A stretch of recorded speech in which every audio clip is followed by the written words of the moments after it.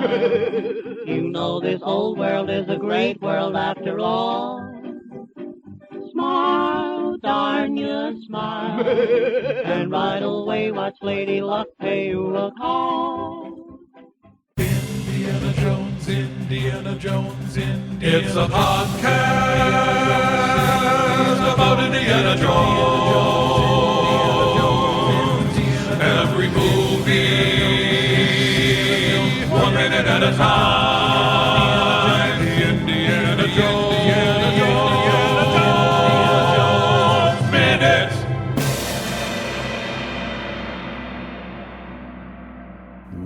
Welcome back to the Indiana Jones Minute, the podcast where we get to the heart of Indiana Jones and the Temple of Doom, one smile at a time. I'm Pete Mummert. I am Tom Taylor. I'm Jerry Porter. And today, one more time, we are happy to welcome Songe, Riddle, and Rachael Fox from the luminous planet Lumina.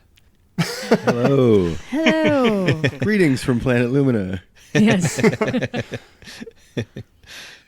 And today we're going to be talking about minute 78, which begins with Indiana Jones smiling and laughing and ends with him standing on stage at the Temple of Doom offering a heartfelt prayer to Kali. Well, at the very beginning of this minute, it's like second beginning,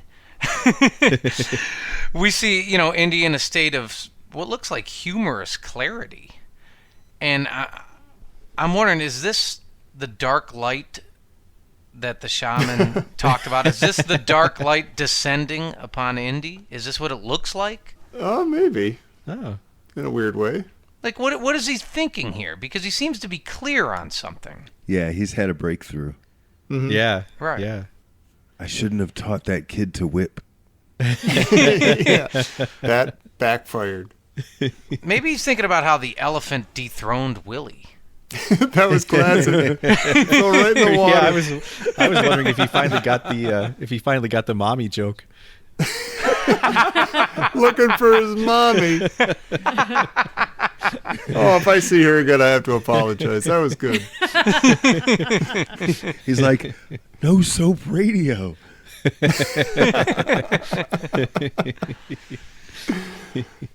mean, it doesn't, I feel like, or maybe he's thinking like, those kids upstairs said that this was going to be like some big nightmare.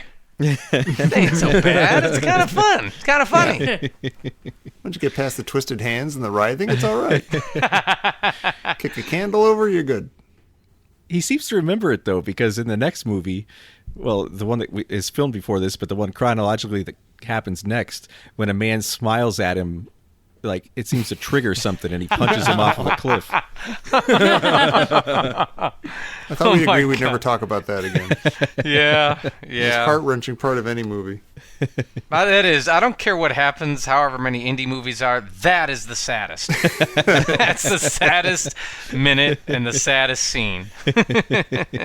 How do I respond to a moment of human connection? I just punch the guy out of the truck and kill him. Well, in second 10 of minute 78, I mean, we see this is something huge happens. After Indy drinks the Kool-Aid, we now see that everything is truly cattywampus. I mean, the bats are now acting all nocturnal. Yeah. They're flying around at night. They're kind of, I guess, bat crazy. And, look, I'm really stupid a lot of the time, but I called this. I premised that the bats specifically had something to do with imbibing the Kool-Aid and circadian rhythms. Yeah. And I love that shot of Pancop Palace, and the bats are just kind of flying out, and the moon's up there, and you're like, what are the bats doing flying at night? And you're like... The world is upside down. Yeah, exactly. Yeah. Cats and dogs living together. But I love it because this shot, the world is upside down, because the last time we saw an external view of the palace, it's a Shiva eye view, and you're looking down on those beautiful, they're kind of rose-colored and shorties outside, and that's where Indy's yelling at him for this razor. When he's on the balcony. Yeah. And now we get a view from, like, the slave eye view looking up from the dungeon, and everything's dark and dreary, and so it's like you get both views of the palace. Is it kind Yeah. of weird, though, that we're seeing an establishing shot of the palace? I Like, thought that as I- well. Yeah, yeah. it didn't Yeah. make sense because we're in the dungeons. Yeah, I don't think of. I know they're Who- connected, who's but I don't looking think at of us that? as. Is there a skylight in that room? Maybe, yeah. That's a good point. It Yeah. is the spa. Yeah. Oh, I can see my room from here. Well, but I think there's something really to do with the bats. I mean, I think there's something to do with the bats. Like, that's the only time you see the bats flying around at night. Yeah.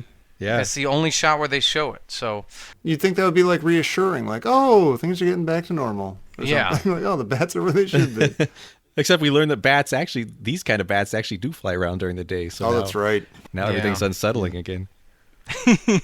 well, I'm wondering when you look at that picture of Pankot Palace, whose light is on? You see like Lumber. one, maybe two lights on. Yeah. And I'm just imagining, I'm basically imagining me in 1984, like grubbing on that Apsara's boobs all night. Almost there. Almost there. I think I'm starting to feel it move, I'm sure. Just looking for a passageway. Something's moving. And then we're back in the mines with Pat Roach. And this guy in the background is very leisurely whipping kids. He's like, all right, there's one. Gotcha.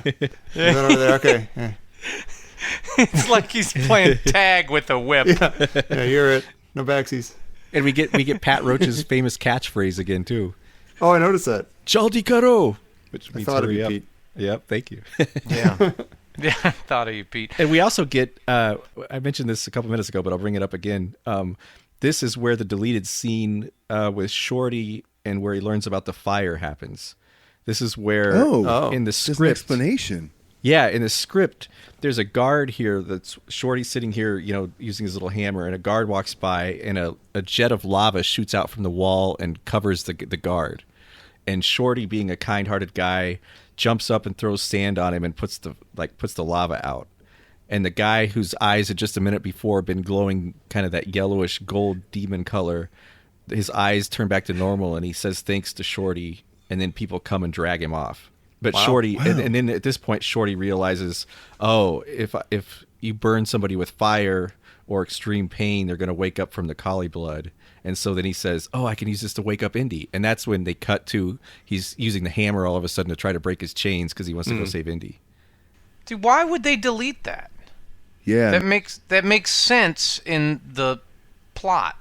But this one they actually filmed, and there's Brian on the Listeners Crusade posted a photo from the Temple of Doom storybook, and it's like a kind of the big style thing in the Star Wars storybook. There's an actual photo of the guy with his legs on fire with lava. Oh, wow. So we'll post a picture of that again on the Crusade. Oh, I missed that. It's crazy. He looks kind of like Anakin in Revenge of the Sith. See, this I sort of don't know if we needed. I mean, obviously we didn't. We saw the movie in 1984, and we got that. We hit a guy with fire. It kind of takes him out of it. Like, it sort of made sense without this scene. So I don't know. I don't totally miss this one. Most other scenes we've heard about that have been cut, we like, oh my gosh, this movie needed that. Why didn't you? Oh my God. Well, I'd like to tally them up at the end and look at them and be like, which ones, should would the movie have been better if they had left the majority of deleted scenes in?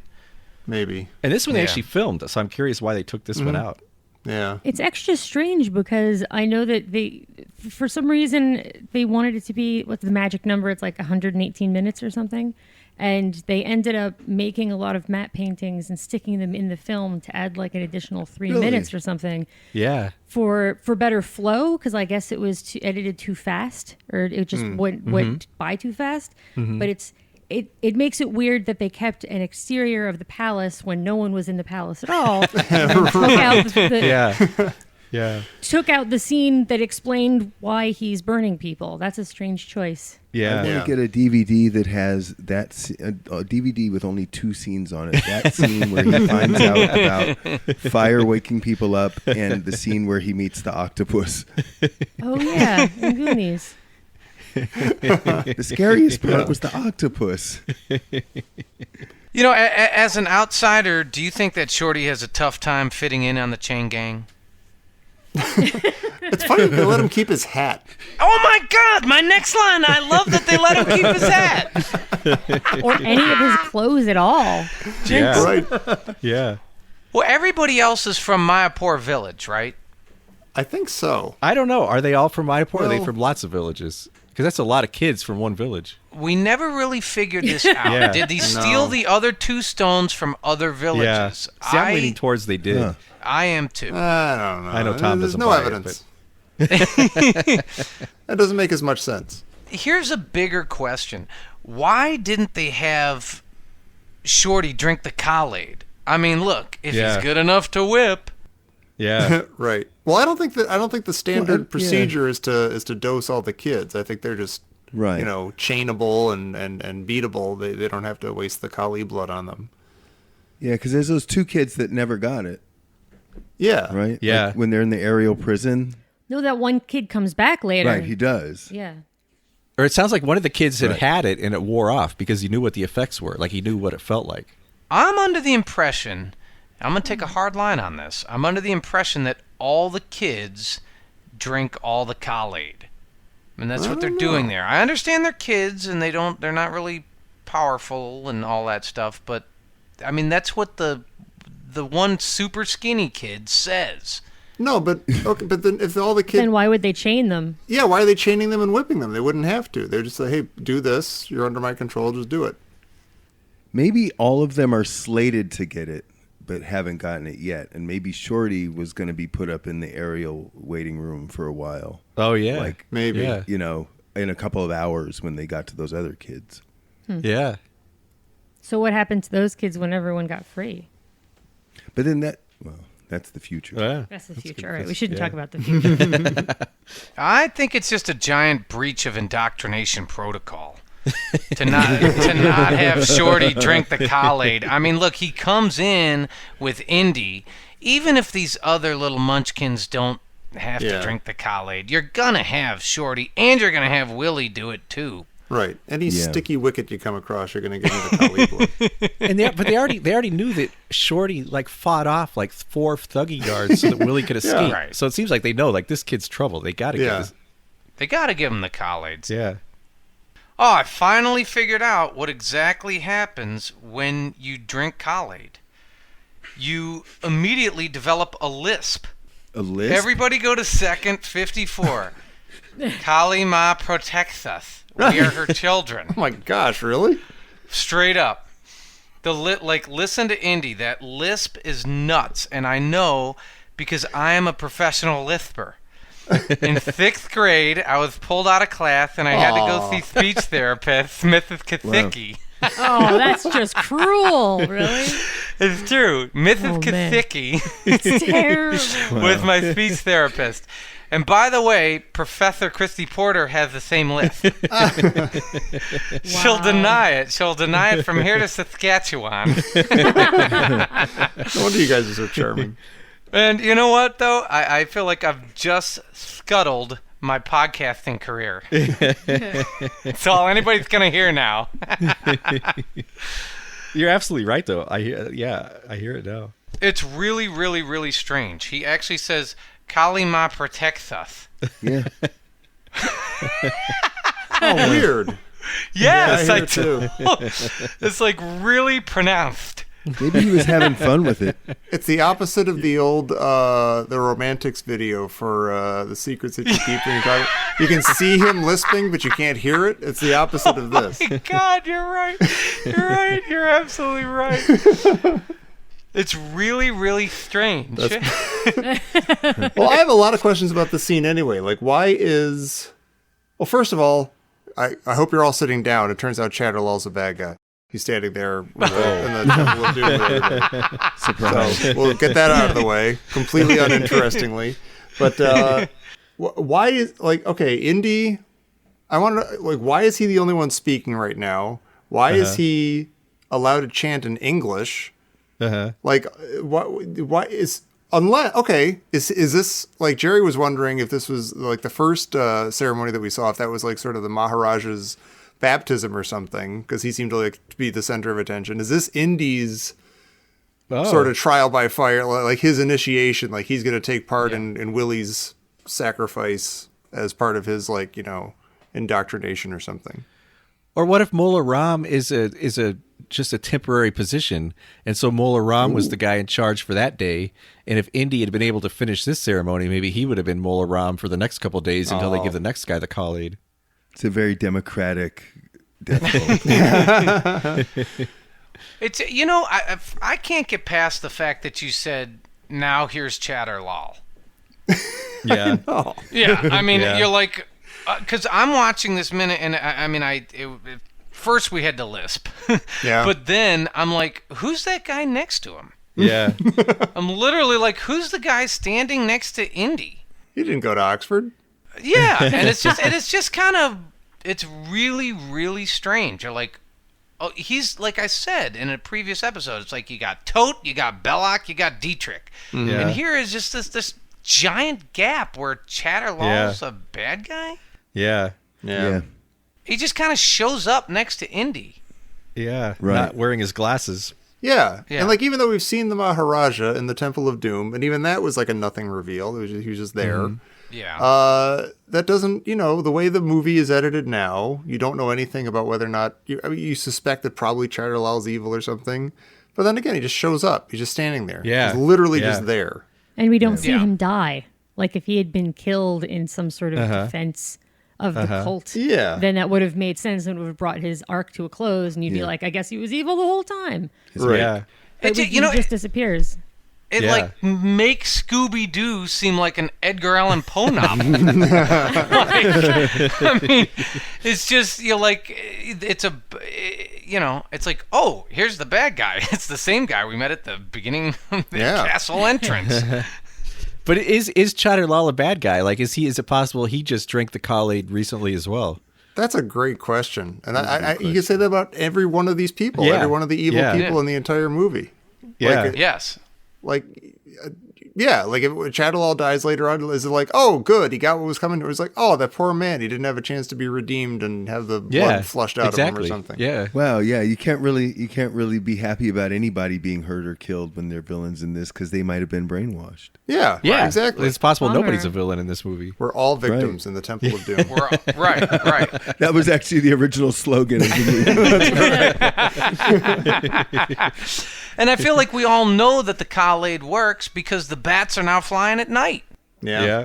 Like, it works. It works. So, exactly. Who's to blame here? And I guess you come up at the end, you're like, I guess it's Kali. Thanks, Right? Kali. Yeah, thanks, Kali.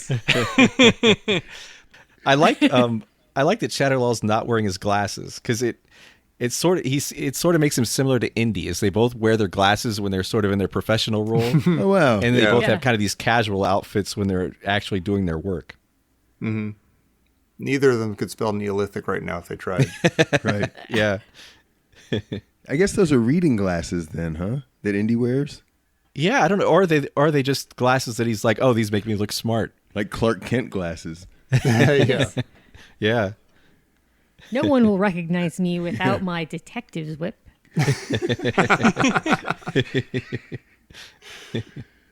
And he's got this giant, Chatterlal has this giant red circle on his forehead. It's kind of a mini version of Mola Ram's forehead. Yeah. And I was curious about this because a lot of women in India wear the bindi, which is the red dot. And I thought, that was interesting because the Hindi word for the dot is the bendu, and that makes me think of Jedi bendu. Mace Bendu? Yeah, mace bendu. But the bindi represents the third eye chakra or concealed wisdom or creation. And there, in some instances, men wear a version of it, which I think is what Chatterlal wears it. And when they wear it, it's often a groom at a wedding or some kind of like a big ceremony. And there's an interesting variant worn sometimes by followers of Shiva that instead of a circle is 3 lines, like you see on the Sankara stone. So in this case, maybe it's like an answer to Shiva. So is it the fact that the red dot on his head is so huge? Is that to imply that his third eye is more fully open than others? Oh, interesting. That's why he doesn't Yeah, have his maybe. glasses on. Yeah, I'll he eat these things. he was putting it on. He's like, Who needs glasses when you've got your third eye like this? Well, yeah, you know what's interesting is I'm just noticing that Indy actually has a tiny little sash. Yeah. oh Like, yeah, he the kinda little red, hit- yeah, the little red sash. He's got like his own little Fisher Price my little sash. Yeah, Yeah. and all the mime guys all have that too. Oh yeah. He's in pretty yeah. good shape in this, isn't he? He is. Yes, Body by he Jake. is. Body by Jake. Exactly. Body by Jake. You know, I was thinking about him as Han in like A New Hope. He's kind of a scrawny guy in that. Like his head always seems like it's too big for his skinny body. And I guess he had to sort of work out for this stuff, huh? It's a lot more. Yeah, he physical worked out of a like role. crazy before this movie. Yeah. It was sort of a famous story that he did that guy Jake that had those workout videos in the 80s Oh, it really on was the beach Body in by Hawaii. Jake. Yeah, it really was. He and Irvin Kershner did it together, right? But yeah. And I think even Spielberg did it with Jake for a while too. Why does Spielberg need like vanity muscles? Yeah. Who's looking at him? That's weird. Get back behind the camera, Steve. Yeah, exactly. That bandolier thing is kind of silly, though. Yeah. Like I know a lot of the guys have it, but it's like, why? I noticed that all the dudes in the background that are painted white and they have like the skull face, those are clearly white guys. Like they were Yeah. probably like, all right, we got all the brown people we need. Oh crap, we need some more people. Just get a white guy and paint him some colors and stick him over there. No one will notice, but you can totally tell that they're white guys with just like some paint on their faces. Yeah. White But paint. we were surmising that maybe Pat Roach was actually English and converted. So maybe these guys all came from different places and they just liked the thuggy cult. Oh yeah, because he's kind of like browned up, isn't he? Yeah. Yeah, it is terrible. The United Colors of Pancot Palace. Pat Roach's character, I think it was called Big Thuggy in the action figure. Oh, I think I remember that. That's funny. Yeah, Big Thuggy, the Galoob action figures. He's like one of those guys that grew up in Connecticut or something and joins ISIS. Yeah. One of the Right, kind of right, fellas, right. Yeah, exactly. It's funny, we were talking about CB radios offline before we started recording. That'd be a great CB call hand. Like, that's a 10-4, Big Thuggy. That's perfect. Oh, wait a second. I'm getting something in. Getting Are something you? coming through. Yeah, That's hang on a odd. minute. Oh, here it is.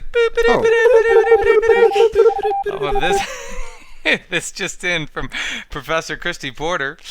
It's all fun and games until someone develops a lisp. Oh my gosh, really? Wait, honestly, peek behind the curtain. Did Honestly. did she see that independently of you? Hey, I told you she has one. Oh, I mean, that's she'll incredible. deny it. She'll deny it, but we have the same lisp. That's Actually, it's bizarre. really, yeah. No, it is. If you go back and watch it, it's really second 54, minute 78. That's incredible. Pretty strong. Yeah, I don't know what the hell they're doing. He might have been fooling around. Maybe he was like, let's see if I can sneak this in here. Like This will be really funny. like that watermelon in Buckaroo Banzai. I think it might just be like a side effect of the Kool-Aid. Oh, maybe his tongue's Oh, yeah. all numb or something. Yeah, it's like coming back from the dentist. Of any other drug, it like here you read it, it's like the soles of your feet may start Yeah. sloughing off. Got some dry mouth. You get some dry. You might develop GERD. What is GERD? GERD, isn't it? Gastroesophageal reflux disease. No. Yeah.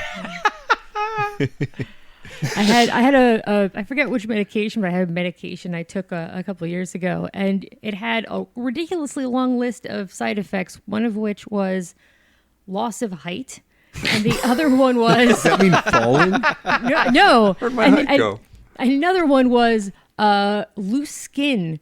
Oh. Which made Oh. sense, I guess, because if you all of a sudden lose height, I guess it Yeah. would make your skin loose. Hey, your skin's a little too big. This is perfect for the Temple of Doom, though, because all these kids used to just be regular-sized people, and they lost it. That's what all the skins hanging up are. Yeah. They were unfoliated. Yeah. And then it's real easy just to cut in one piece. Yeah. Yeah. I'm ready to light a fat candle. Yeah. We all are. I know exactly what you mean by that too. I don't, and I'm going to leave it that way. Okay, so I take it people are ready to stick a Maharaja pin in this one? Sure. Sure. Yeah, any closing thoughts, Song and Rachel? I really enjoyed rewatching this film with a more focused eye for this podcast, and Cool. I really appreciated the film more than I thought I would. I mean, it was always my favorite when I was a kid, but yeah, I noticed a lot more things in it and was impressed with how they pulled some things off. Like, what were some of the things that we both noticed for the first time? Well, I had never noticed the thing where with Shorty's wearing his hat in the village. Oh, okay. You know, I know there's a couple of scenes where they're doing the same thing in the same shot, but I'd never seen that one before. Yeah. Uh-huh.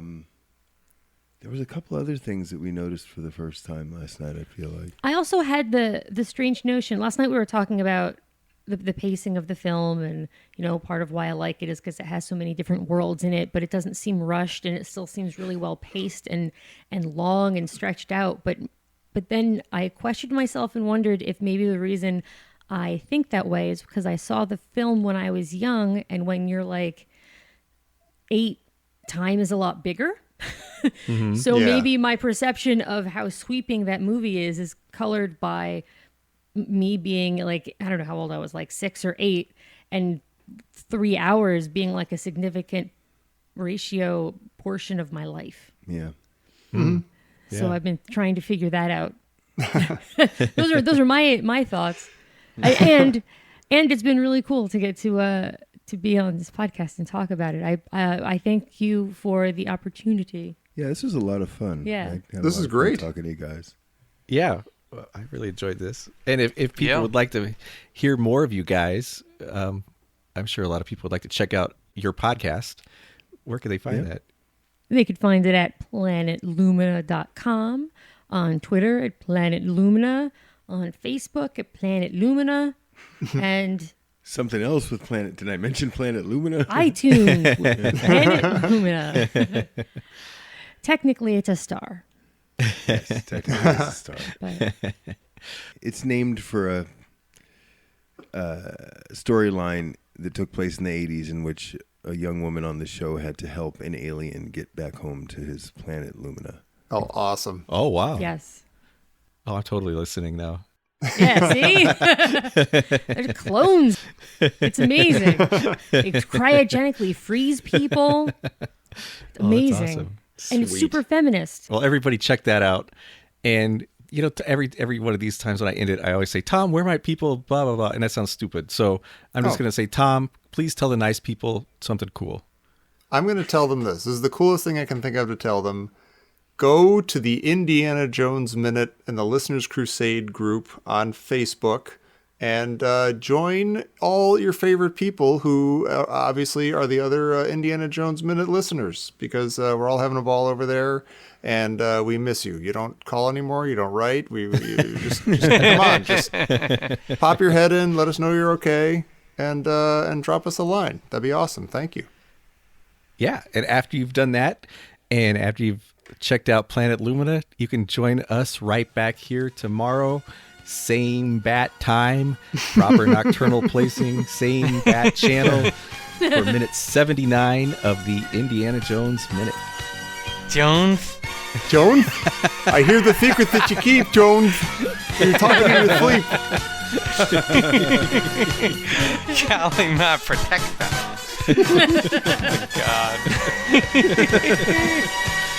Time that you enjoy should get acquainted. Make life worthwhile. Come on and smile. Darn your smile.